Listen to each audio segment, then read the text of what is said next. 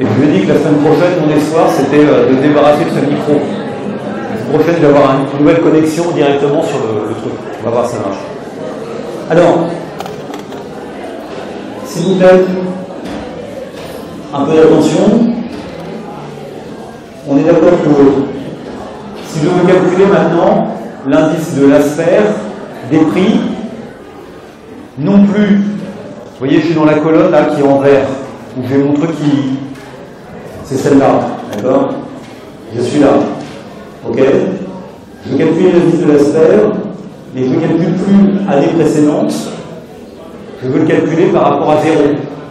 Par rapport à 0, d'accord? En indice bastant année 0. Donc, on est d'accord que ce qu'il faut que je fasse, c'est un sum prod où je prends les quantités de l'année 0,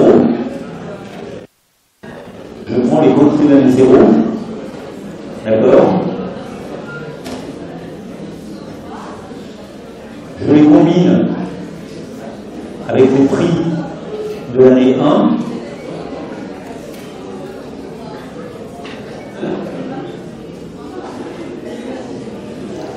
je les combine avec le prix de l'année 1, et ensuite je reprends ces mêmes quantités et je les combine avec les prix de l'année 0, d'accord? Et je multiplie par 100.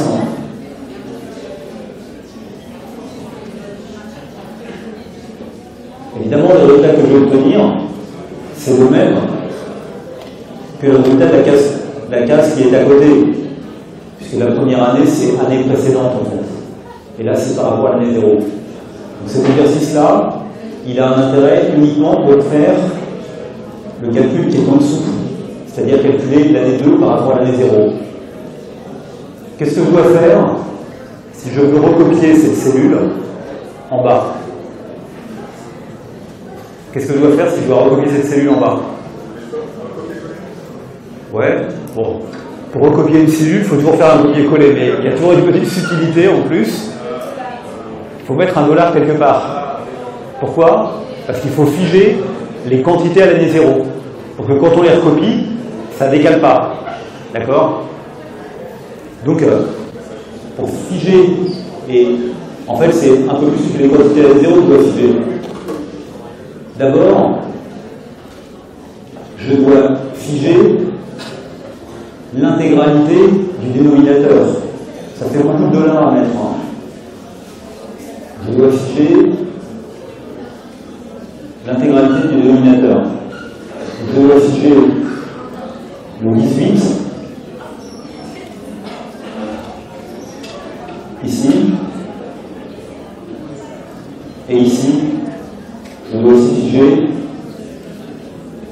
le 18 pour bien avoir P0, Q0 en bas. Et en haut, il y en a un que je dois figer. Celui que je dois figer, ce sont les quantités. Donc ce que je dois figer ici, c'est ce qui correspond aux colonnes B et C. Ça fait beaucoup de dollars à mettre, hein. D'accord?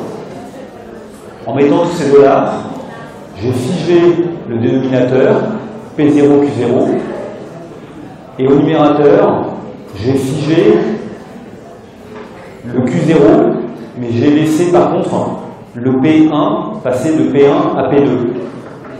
C'est pour ça que j'ai mis des dollars partout. On ne voit pas très bien ici, parce que c'est pas agrandi. C'est pour ça que j'ai mis des dollars partout. Et en faisant ça,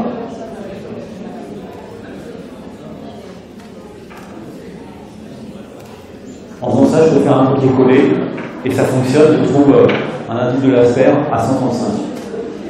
Ok. Bon. J'en reviens à ce que je faisais. Donc on a fait tout ça et très bien.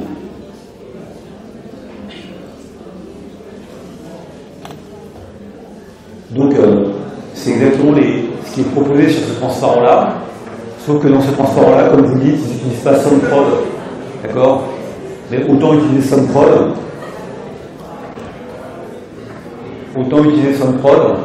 puisqu'avec SumProd, vous pouvez éviter d'avoir à écrire à chaque fois des multiplications et additionner des multiplications. Donc ça, on l'a fait. Alors maintenant, il y a un point qui est un peu plus mathématique, mais qui est très important. Et pour vous faire comprendre ce point mathématique, je propose de le refaire intégralement. Imaginons qu'on n'ait que, et c'est le cas le plus simple, imaginons qu'on n'ait que deux liens. Ça suffira. On a deux liens. On a le lien 1 et le lien 2. D'accord? Donc c'est un peu compliqué parce que, comme on a deux liens, il va falloir qu'on ait des notations, et on va comparer le prix de ces deux liens à deux dates.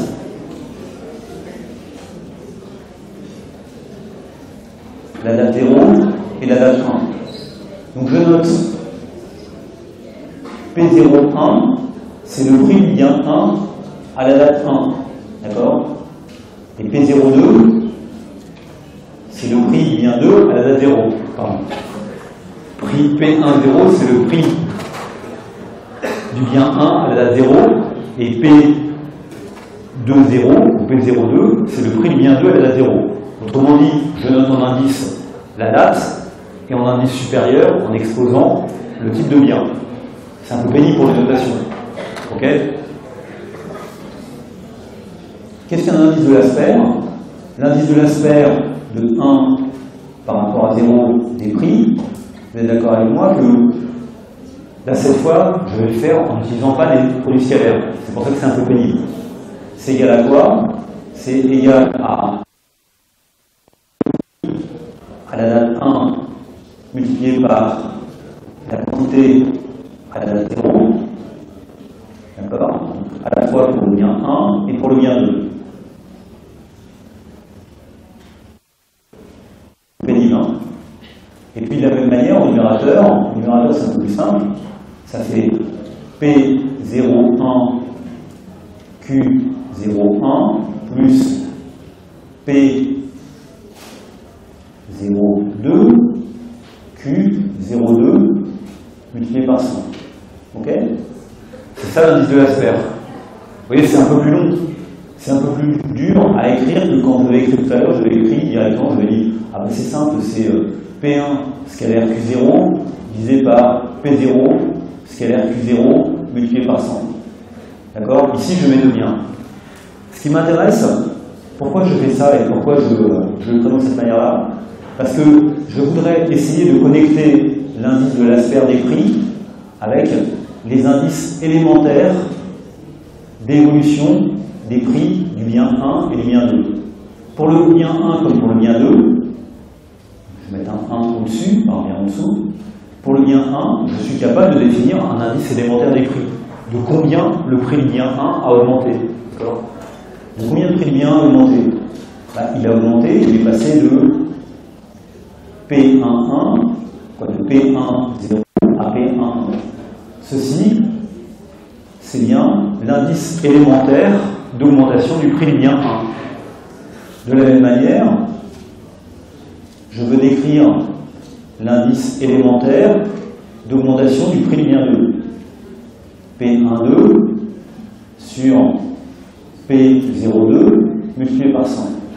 Et ce que je voudrais voir, ce que je cherche à faire, c'est que je voudrais mettre en avant une relation. Je vais mettre en avant une relation entre I1, 0, P1, les deux indices élémentaires, I1, 0, P1, et I0, I1, 0, P2, avec l'indice de Lasper. Quand j'ai commencé à parler, j'ai dit l'indice de Lasper, en fait, c'est quelque chose dans lequel la structure est inchangée. Et un indice de Lasper, un indice des prix, ça doit ressembler à la moyenne de l'indice des prix pour chacun des biens, pondéré par quelque chose. Et ce qu'on va montrer maintenant, c'est que l'indice de Lasper, que j'ai écrit aussi, n'est rien d'autre que la moyenne pondérée des deux indices élémentaires. C'est logique. C'est la moyenne pondérée des deux indices élémentaires. Pondérée par quoi? Pondérée par le poids dans la dépense de chacun des biens. pondéré par ce qu'on appelle les coefficients budgétaires. Pondéré par ce qu'on appelle les coefficients budgétaires. C'est assez facile à montrer, ça. L10, c'est quoi? Je l'ai écrit là, je ne vais pas réécrire la formule. Mais vous voyez que, évidemment, mathématiquement, la fraction qui est là-haut, je peux la casser en deux parties. Je peux la casser en deux parties. Je peux la casser en une partie qui est P11 Q01 divisé par... Ce que je vous propose, c'est que pour le numérateur, pour éviter d'avoir à réécrire à chaque fois l'intégralité de la formule, le numérateur, je peux toujours écrire P0 Q0. D'accord, ça m'évite de devoir écrire P01 Q0 plus P02, etc. Je vais compter à chaque fois. Plus, c'est ça, multiplié par 100, plus l'autre morceau. L'autre morceau, c'est P12 Q02 divisé par P0 Q0 multiplié par 100. Ce que je fais ici, c'est simplement que la fraction qui est là-haut, d'accord, la somme qui est au numérateur de la fraction qui est là-haut, je l'ai séparée en deux morceaux, d'accord, et puis je vais multiplier par 100 les deux morceaux. J'ai rien fait. Vous êtes d'accord avec ça? Et quand on fait ça, bien ces quantités-là, cette quantité-là et cette quantité-là, en fait, vous pouvez les réexprimer, parce que cette quantité qui est là, ce n'est rien d'autre, vous pouvez le voir en mettant égal, vous pouvez le multiplier en haut et en bas par une quantité qui est P1, 0. Regardez, ce que je veux dire, c'est que, je l'écris, c'est que ce que je vais faire apparaître là, c'est presque un coefficient budgétaire. Ça serait un coefficient budgétaire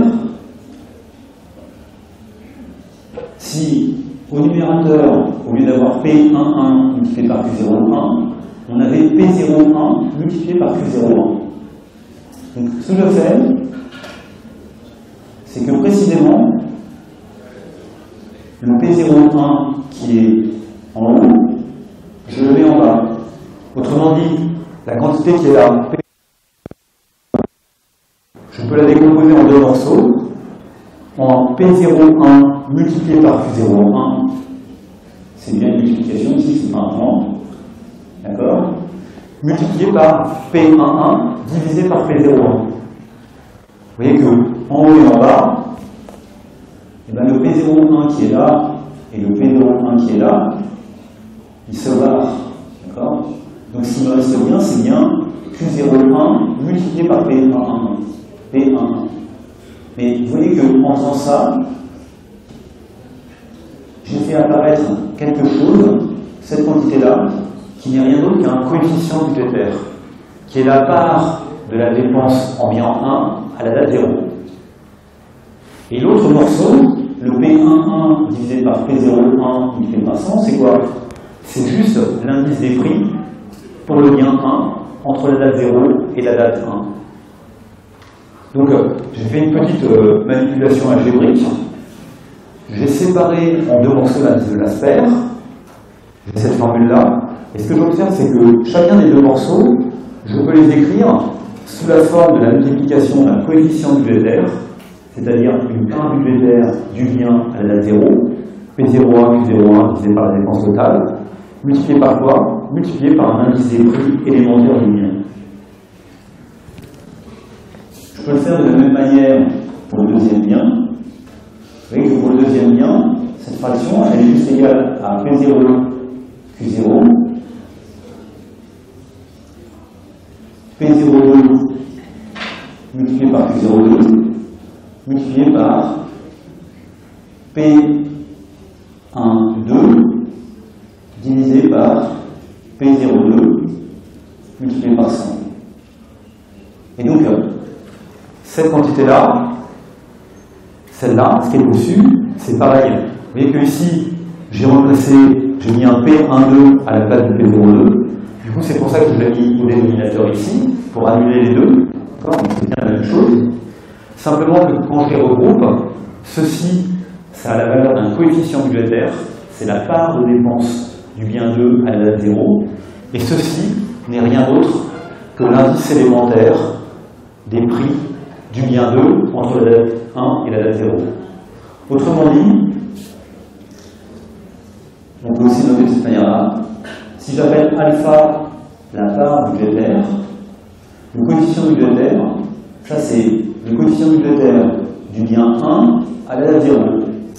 C'est exactement cette quantité-là, multiplié par l'indice des prix élémentaires du bien 1 entre la date 1 et la date 0, plus le coefficient budgétaire du bien 2. Et le coefficient budgétaire du bien 2, si vous dépensez 40% du panier dans le bien 1, comme il n'y a que 2 biens, ça signifie que vous dépensez 60% le reste dans le bien 2. Donc le coefficient budgétaire du bien 2, je le note alpha 0,1, d'accord? Je le note alpha 0,1, c'est 1 moins alpha 0,1, c'est bien le coefficient budgétaire du bien 2, c'est alpha 0,2, multiplié par quoi? Multiplié par l'indice élémentaire des prix du bien 2 entre la date 1 et la date 0. Ce que je viens de montrer là, c'est que l'indice de l'Asper, c'est la moyenne pondérée des indices élémentaires de prix. Pondérée par quoi? Pondérée par le poids dans la dépense de chacun des biens. Pondérée par le poids dans la dépense de chacun des biens. Vous avez une question, mademoiselle? Ouais.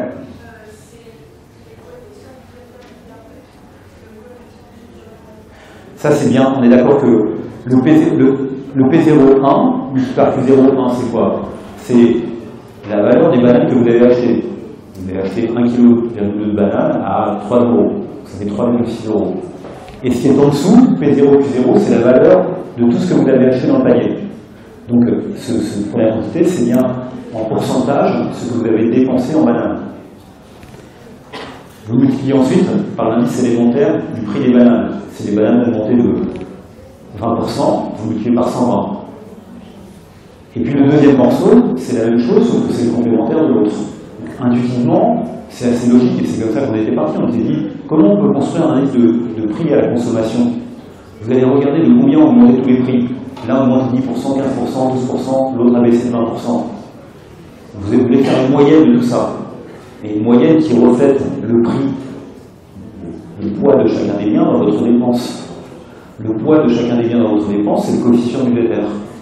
Donc, cette manière de faire, ça consiste à prendre le coefficient budgétaire initial, du panier initial, pas du panier terminal, et de l'utiliser pour pondérer les indices élémentaires de prix. L'indice de l'Asper ici, c'est une moyenne, l'indice synthétique de l'Asper, c'est une moyenne d'indices élémentaires, d'accord, pondérés par les coefficients budgétaires initiaux, par la structure initiale, ce qui paraît assez logique. Simplement, on l'a démontré. Oui?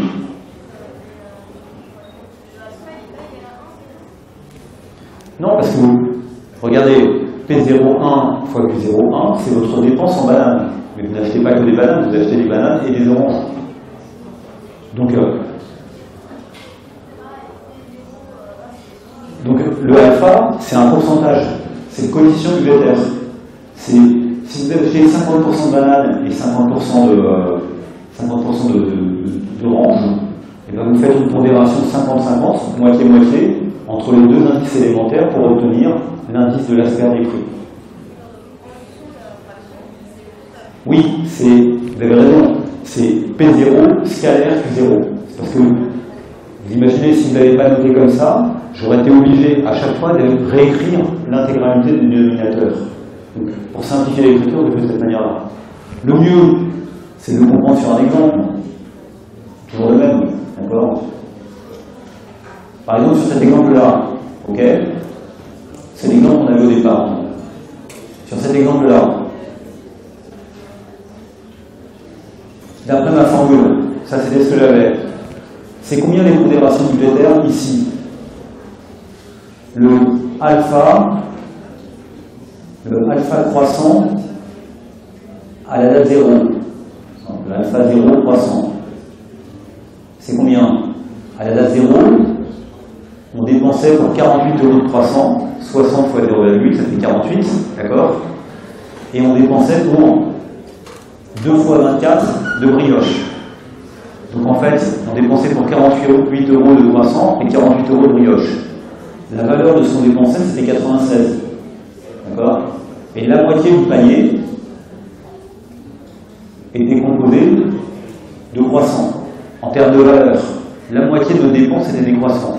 Et bien sûr, si la moitié de notre dépense est des croissants, l'autre moitié, ce sont des brioches. D'accord? Donc, à la date initiale, on répartissait notre budget de 96 € en viennoiserie entre croissants et brioches, moitié-moitié. D'accord? Maintenant, ce que vous voyez, c'est que s'est-il passé sur le prix des croissants et des brioches entre la date 1 et la date 2? De combien a augmenté les croissants entre la date 1 et la date 2? Ça a augmenté de 125, de 25%. On est passé de 0,8 à 1. Donc ça a augmenté de 25%. Donc ça veut dire que l'indice élémentaire des croissants entre la date 1 et la date 0, c'est 125. On est passé de 0,8 à 1. D'accord? Donc ça fait 125, augmentation de 25%. C'est quoi l'indice élémentaire des brioches en la date 1 et la date 2? On est passé d'un prix de la brioche de 2 à 2,2. Donc c'est combien l'indice? 110. Ça a augmenté de 10%. Donc maintenant, logiquement, ce que je dis, c'est que si ma formule est vraie, et elle est vraie bien sûr, puisque je l'ai prouvé, l'indice de l'Asper, c'est simplement la moyenne de l'indice de l'augmentation des croissants et de l'augmentation des brioches, pondérée par les parts budgétaires. Et les parts budgétaires, c'est 50-50. Donc ici, c'est simplement la moyenne simple. Ça fait l'indice de l'Asper, d'après ce calcul là, il doit être égal à 50% de l'indice élémentaire d'augmentation du prix des croissants, 125, plus 50% de l'indice élémentaire d'augmentation du prix de la brioche. Donc ça fait quoi? C'est bien ça, c'est 125 et donc ça fait 117,5. C'est bien le résultat qu'on a trouvé. C'est le même que celui qu'on a trouvé. Parce que c'est une propriété mathématique. Autrement dit, on a vu deux manières de définir en fait l'Asper. On a défini d'abord l'Asper en disant on fige les quantités à la date 0. Ok? C'est comme ça qu'on l'a défini. Ensuite, ce qu'on a vu, c'est que faire ça, ça revient simplement à faire la moyenne des indices élémentaires de prix pondérés par les coefficients budgétaires à la date 0. J'ai bien dit à la date 0. D'accord? Et donc, c'était la démarche qu'on a à l'INSEE. Ils regardent de combien ont augmenté tous les prix d'une année à une autre. D'accord? Donc, plus ils ont de prix, plus ils sont précis. Et après, ils regardent le poids de chacun des biens dans votre dépense totale. Et ils font la moyenne pondérée par la structure de votre dépense de ces indices élémentaires de prix. Ils calculent un indice élémentaire, un indice de l'Asper. Attention, la structure de prix, ils prennent la structure de prix initiale. Ils auraient très bien pu prendre la structure de prix à la fin. Dans ce cas-là, ils auraient calculé un indice de Pache. On va voir ce que c'était. Ils prennent la structure de prix initiale. D'accord? Ils font comme si vous ne modifiez pas la structure de votre panier et ils regardent la conséquence de l'augmentation des prix. D'accord? Ça revient à figer les quantités et à ne tenir compte que de l'effet prix. Donc, c'est une propriété qui est très importante. Je vais peut-être mal démontrer parce que voilà, peut-être je suis mal parti, mais ce qu'on a vu c'est ça. Le L'Asper des prix, c'est un indice synthétique résumant les indices élémentaires et la structure des dépenses. Vous avez deux biens, ok? Vous avez deux biens. Vous pouvez définir un indice élémentaire. Bon, excusez-moi, ici j'ai pas mis en supérieur, j'ai fait des. C'est peut-être mieux d'ailleurs, c'est peut-être plus clair. J'ai mis des doubles indices. Le premier indice est relatif au bien, le second à la date. Donc, vous pouvez définir des indices élémentaires pour tous les biens, le bien 1 comme le bien 2. Vous pouvez définir des coefficients budgétaires, alpha 1, 0 et alpha 1, 1, alpha 1, 2, 0, d'accord, qui définissent le poids budgétaire du bien dans votre panier. Et ce que vous voyez, c'est que l'indice de l'Asper, c'est simplement la moyenne pondérée par les coefficients budgétaires au zéro des indices élémentaires. D'accord? C'est ça la propriété. Et pour obtenir ce résultat, donc si on vous donne d'un côté les coefficients budgétaires, si de l'autre côté on vous donne les indices élémentaires, donc vous êtes capable d'en déduire l'indice de l'Asper simplement en faisant une moyenne pondérée par les coefficients budgétaires initiaux des indices élémentaires.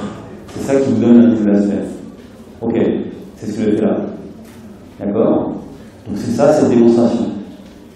Je ne vais pas refaire le petit calcul, je trouve que je ne vais pas être très long parce que mes notations n'étaient pas géniales. Donc l'indice de l'Asper, c'est simplement la moyenne pondérée des indices élémentaires, pondérée par quoi? Pondérée par les coefficients budgétaires, en sachant bien sûr que le coefficient budgétaire relatif au bien 2 à l'instant 0, c'est 1 moins le coefficient budgétaire relatif au bien 1 à l'instant 0. Et donc ça, on peut vérifier que ça marche à tous les coups. C'est un résultat mathématique. Donc ça nous donne une deuxième manière. Ouais, bon, je l'ai fait, hein. Je le fais ici, c'est exactement le calcul que j'ai fait maladroitement. Ça nous donne juste une deuxième manière de calculer l'indice de l'Asper. La démonstration, je l'ai remis là. La première étape de la démonstration, c'est de partir de la définition de l'indice de l'Asper, de casser la fraction en deux morceaux, et dans ces deux morceaux, de faire apparaître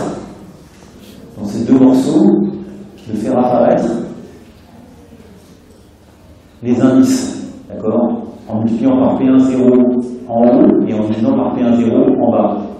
Et donc en faisant ça, ici, vous voyez que je fais apparaître quelque chose qui ressemble à un indice du bien 1 entre les deux dates, et ici quelque chose qui est un coefficient budgétaire. Et c'est identique des deux côtés. Quand je regroupe les termes, vous voyez que j'arrive à mon résultat. J'arrive simplement à mon résultat. C'est exactement ce que je fais. Donc c'est un résultat mathématique. Donc ici, exactement, vous voyez que on avait déjà vu que les coefficients budgétaires c'est 50-50, d'accord? On a vu que c'était de 50-50. On vérifie bien ce que j'ai mis là. Vous voyez que si je calcule l'Asper entre 1 et 0, bah, comme l'indice entre 1 et 0, il y en a un qui est de 125 et l'autre qui est de 110. Si vous faites la moyenne des deux, je trouve 117,5. De la même manière, si je devais calculer L de 0B, d'accord, il faut que je calcule l'indice élémentaire des prix du croissant entre la date 0 et la date 2. Entre la date 0 et la date 2, le croissant est passé de 80 centimes à 1,20 €. Donc l'indice c'est combien? Quand vous passez de 0,80 à 1,2, ça a augmenté de combien? Ça a augmenté de 50%. D'accord? Vous êtes d'accord avec moi que le croissant, son prix, entre la date 0 et la date 2, il a augmenté de 50%. Donc, l'augmentation du prix du croissant entre la date 0 et la date 2, c'est 50%. Donc, ça signifie que l'indice élémentaire du prix du croissant entre la date 2 et la date 0, c'est 150. Si je multiplie par la part de croissant initial, je vais pouvoir calculer comme ça l'indice de l'Asper de 2 par rapport à 0. Plus 0,5 multiplié par combien? Vous voyez que la brioche elle est passée de 2 à 2,4. Ça fait combien? Ça fait un indice de... Donc passer de 2 à 2,4, ça fait 120. Vous avez augmenté de 20%. D'accord? Donc, du coup, vous en déduisez que le 2 par rapport à 0, c'est 135. C'est bien ce qu'on avait trouvé tout à l'heure. D'accord? Parce qu'on a pris, vous voyez, là on l'a fait par rapport à 0. Donc il faut aussi utiliser les pondérations à la date 0. Si maintenant je le fais par rapport à la date 1, vous voyez que les pondérations ne sont pas les mêmes. Si je fais L de 1P, bah, je vais prendre une pondération qui va être là. Ça va être la pondération à la date 1. Donc c'est 0,6 pour le bien 1. D'accord? Puisqu'il représente 60% de la dépense, le croissant. C'est ce qui m'indique là. Hein. Je m'en crois sur parole. Ça fait 60% en croissant et ça fait 40% en brioche. Du coup, quand je veux calculer l'évolution des prix entre 2 et 1, je vais pondérer les indices élémentaires par 60 et par 40, par 0,6 et par 0,4. D'accord? Puisque cette fois, entre les deux dates, vous voyez que le croissant occupe 60% de notre budget, donc il faut surpondérer l'évolution de son prix. L'évolution du prix du croissant, c'est combien? C'est passé de 1 à 1,2, ça fait combien ça? Comme indice élémentaire? 120, exactement. Ça fait 0,6 fois 120, plus 0,4, 40%, fois combien? On est passé de 2,2 à 2,4, ça fait combien ça l'augmentation? Par contre, ça c'est moins plus difficile à calculer, ça ne se calcule pas à la main. 2,2 divisé par 2,4, 2,4 divisé par 2,2 fois 100. 109, quelque chose, non? 109,09. 109,09, c'est juste l'indice élémentaire de la brioche entre 2 et 1. C'est donc égal à 2,4 divisé par 2,2 fois 100. D'accord? Et si vous faites ce calcul, vous allez trouver combien? Vous allez trouver combien?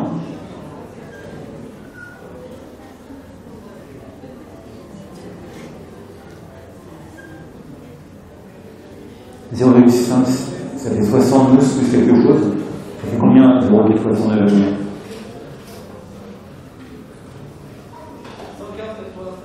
Pour le total, vous voulez que je vérifie quand même parce que je n'ai pas du tout confiance aux étudiants en général. 104, combien vous dites 115, virgule. Bon, est-ce que c'est juste ou pas? Normalement, on a dû trouver la même chose sur Excel tout à l'heure. D'accord? Vous devez trouver 115,96. Pour le voir, on peut le voir sur Excel puisqu'on l'a fait tout à l'heure. Tout à l'heure, on a trouvé 115,63. Ah. C'est 115,63 alors en état. Voilà.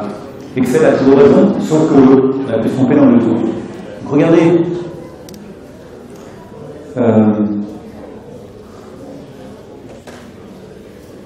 Vous voyez, ce qu'on peut faire, c'est qu'on peut compléter ce tableau-là et calculer les coefficients budgétaires, d'accord, sur Excel. Il faut calculer les coefficients budgétaires sur Excel. Et puis vérifier que ça fonctionne bien. C'est ce que j'ai fait là. Voilà.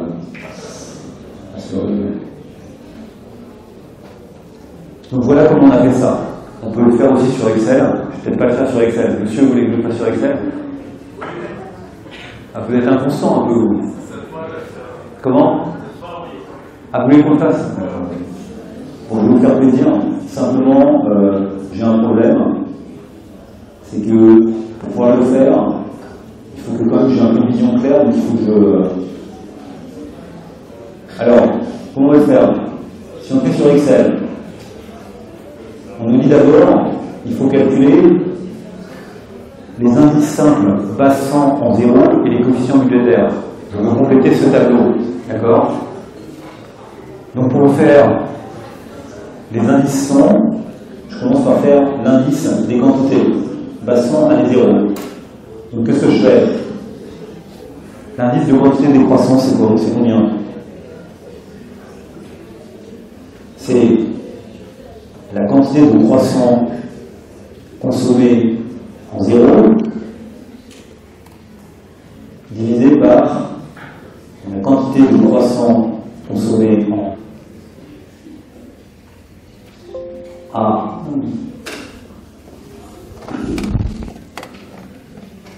divisé par la quantité, voilà, quand on commence à faire l'erreur, c'est divisé par la quantité de croissants consommés en 0 multiplié par 100. Évidemment, là, je n'ai rien fait parce qu'il faut que je mette un dollar. Parce que je vais calculer un indice base 100 à des 0. Donc le dollar, je dois le mettre juste avant le 18.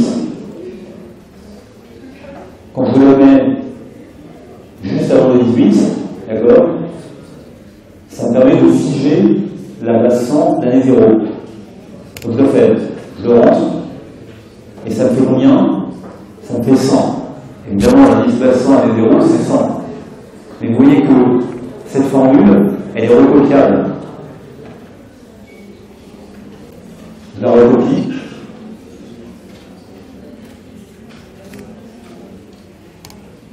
Et vous voyez, c'est génial. C'est que comme mes tableaux sont structurés de manière exactement identique, en la recopiant, j'ai à la fois calculé tous les indices base 100 en quantité et en prix. D'accord? Ça, c'était ma première étape. Maintenant, ma deuxième étape, c'est de calculer les coefficients budgétaires. Qu'est-ce qu'il faut que je fasse? Coefficient budgétaire de l'année 0. C'est combien? C'est, je prends la quantité de croissant multipliée par la quantité le prix des croissants, d'accord? Et je divise par quoi? Je divise par la valeur du panier. C'est ça. Vous voyez que la valeur, je ne l'ai pas indiquée. Donc si je rentre cette formule, qu'est-ce qui va se passer? Ben, ça ne va pas le trouver. Pourquoi? Parce que d'abord, avant d'entrer cette formule, il faut que je rentre cette formule-là. Cette formule-là, c'est quoi? C'est un sum prod. Sum prod de quoi? Sum prod des quantités en ligne par les prix en ligne. D'accord? Ça, je peux le copier. Ok? C'est ce qu'on avait trouvé tout à l'heure. Et là, miracle, regardez, je fais ça, et mon tour s'est complété de manière automatique. Pourquoi? Parce que j'avais rentré cette formule, mais en fait, cette formule que j'ai rentrée là, B18 fois 18 divisé par 18, elle se recopie à droite et en bas pour nous donner tous les coefficients budgétaires. D'accord? Donc en un clic, parce que j'avais déjà recopié la formule, en un clic, j'ai calculé tous les coefficients budgétaires. 50-50, 60-40 et 66,7, 33,3. Ok? Donc maintenant que j'ai fait ça, c'est fatigant, hein? Maintenant que je fais ça,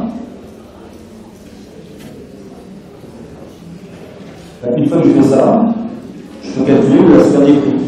L'aspect des prix, celui-là, c'est quoi? C'est un sum prod, la moyenne pondérée de quoi? Des indices de prix, ici, des indices de prix, c'est pas très logique ce que je fais. Des indices de prix, c'est ici l'indice de prix, 125, 110, combiné avec quoi? Combiné avec les coefficients budgétaires de l'année 0. L'indice de l'aspect des prix, année précédente, c'est le sum prod des indices de prix, 125, 110, combiné avec les coefficients budgétaires. Si je rentre cette formule, je obtiens le résultat recherché. Ok? Ça, c'est l'indice de la sphère des prix entre la date 0 et la date 1. Cette formule, est-ce que je peux la recopier en dessous? Si je la recopie en dessous, qu'est-ce que je vais faire? Là, j'ai combiné l'indice, les indices élémentaires avec les pondérations qui sont déjà là.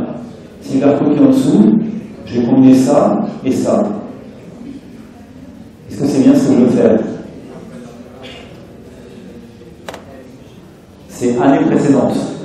Regardez, ça c'est 1 par rapport à 0. Donc je vais bien combiner l'indice élémentaire des prix qui est là avec ces pondérations-là. Si je le recopie en dessous 100 $, ça va combiner les indices élémentaires de prix avec les pondérations qui sont là. C'est ce que je veux faire en fait. Donc c'est une bonne manière de faire.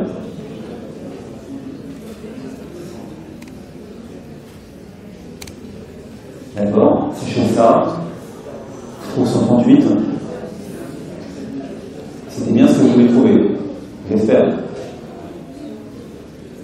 D'accord? De toute façon, pour le vérifier, il suffit de regarder au-dessus.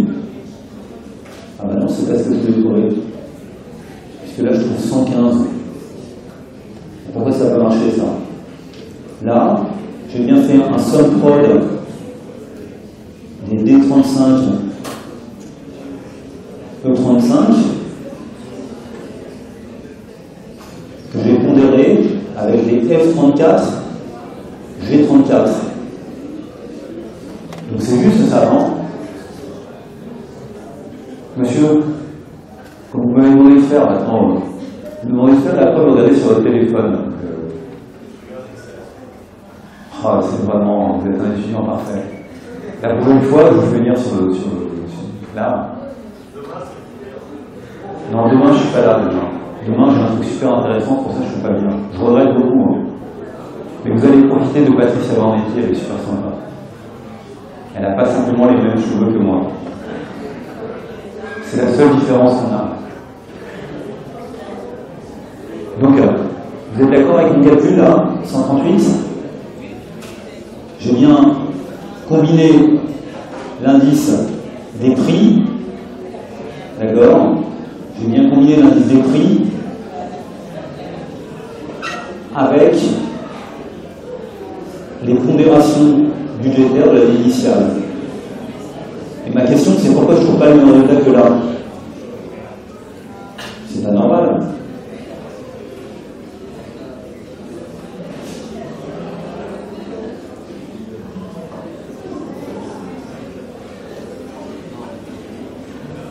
Ah, oui.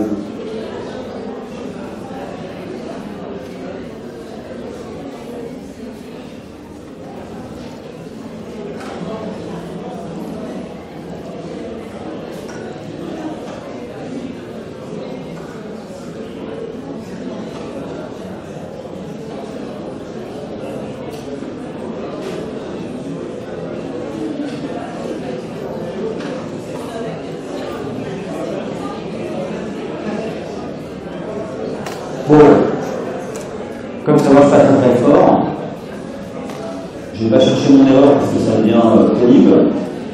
On va revenir à ça et on va terminer.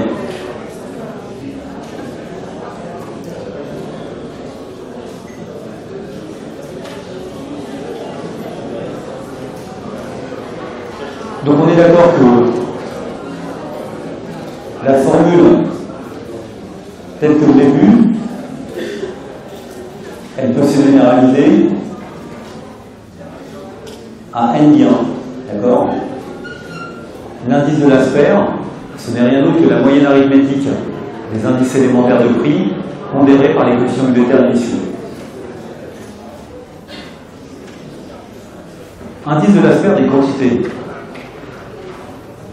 En fait, un indice de l'Asper des quantités, c'est la même chose qu'un indice de l'Asper des prix, sauf que cette fois, ce que vous allez figer, ce ne sont pas les prix, ce ne sont pas les quantités, mais ce sont les prix.